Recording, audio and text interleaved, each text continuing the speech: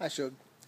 Okay, well, I'm going to take you through the steps of how to use your little jig here. So we're going to just go through how to clamp it, you know, which way you configure your boards depending on what you want to, you know, what you want to see as you go through that. So we'll just go through this, and what I'll do is just walk you through it as we go. Okay. So now, depending on how you want your shelving to work, you'll want to determine what's your leg and what's your shelf. Now, in your situation, that's already established. So let's say that your cabinet is put together, you know, like so, or so we can screw these correctly. Let's say it's like so.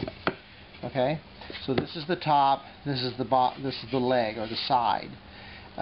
If that's the case, then you'll want to lay this down like this. Okay, so when we put our pocket screws in here, the pockets will be hidden under the shelf. They won't be as visible. And there's some other things that we can do to cover them up if we want to. But basically, you put these two together. I mean, you lay it out so that you know which piece you're going to put the pocket screw in. Once that's determined, you no longer need that piece, because you're actually going to take your jig and you're going to hold it flush with the end of your board. Okay? Now, the initial setup of your board is going to depend on what your workspace looks like. Like if you're using a kitchen table that has a little bit of overhang, you could actually, you know, hold your board to that, or you can move your board out away from it a little bit and clamp. And you may need a couple of clamps. I mean, you can get these spring clamps pretty cheap at Lowe's. But clamp your board to your tabletop like that, even if you want to do it kind of at an angle like so. But turn it out like this maybe, where you can get your clamp on. It just needs enough room for your clamp to fit. So if you want to, you can measure over or just estimate. You really don't have to do a whole lot of measuring with this jig, but you'll want to pull this over where you can get your clamp on it. You know, come in about either like two. If you don't want to measure, you can just use this to measure with. So here's one, and then move that over like your two widths inside of your shelf. That's fine. But 1 to 2 inches from the edge of your shelf is good. And then you'll want to get a clamp and clamp that down. Okay, like so. It doesn't take a whole lot. But make sure that you're flush here. That's the important part. Okay, so if you're not quite flush, you'll want to do a little bit of adjusting there. Feel that, make sure that it's flush or even. Right there, make sure you're not, you know, tilted this way, that it's straight with your board. Clamp that down. Put your bit in, you know, that we've already pre-measured for you for this 3/4 inch thickness material, your shelf. And then it just goes in the end here, and just make sure you don't drill it in. Okay, just like that. Notice it didn't come out the end here, but it does put your pocket in there for your screw. So just come back over to the edge, kind of make a mark there, see where it comes to, put it there. Again, you'll have to pull it out from the table so that you can get your clamp on it. Make sure this is flush. There we go. And then drill it.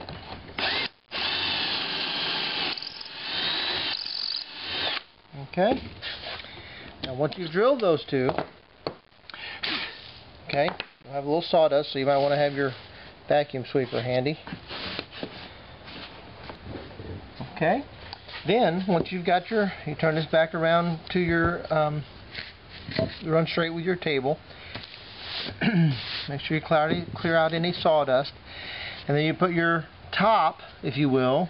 In this scenario, this is the top, this is the top, this is the side or leg.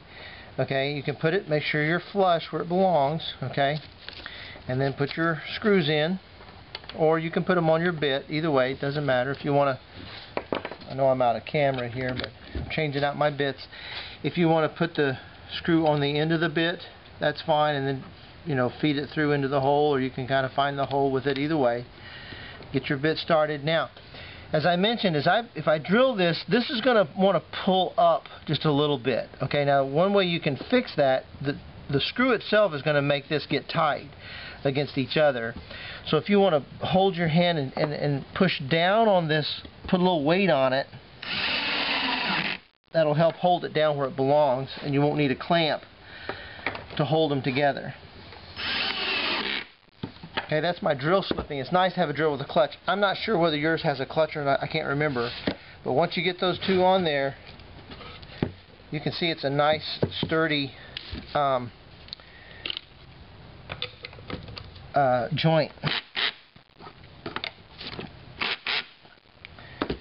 Okay, and that's pretty flush. Feels good. That pushing down on it helped hold it together.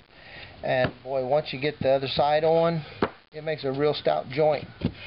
And it just takes 2 screws. So you can see what I mean by where this is the side, this is the top. Here's your screw holes.